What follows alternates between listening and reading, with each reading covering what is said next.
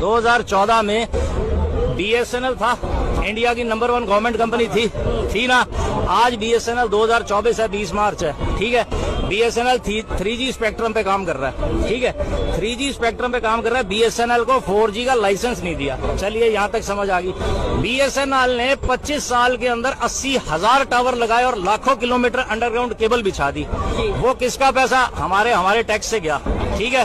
अब इन्होंने एक नई पॉलिसी बनाई, नरेंद्र मोदी प्राइम मिनिस्टर बने, उन्होंने मुकेश अंबानी को बुलाया, आमने सामने बात करी कि एक नई कंपनी बनाते हैं। बन गई जियो, बन गई 2014 के बाद ही बनी है ना जियो।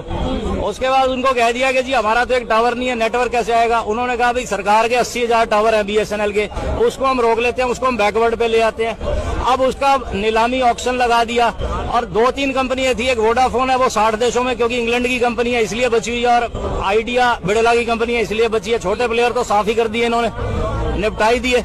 और उसके बाद ये इन्होंने कह दिया कि भाई जो सरकार के 80,000 टावर थे अब वो यूज करेगा जियो।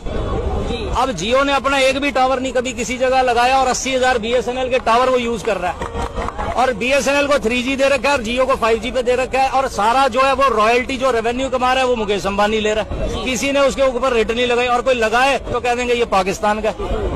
बात को समझने की कोशिश करो, फैक्ट्स को, सच्चाई को समझो। देखिए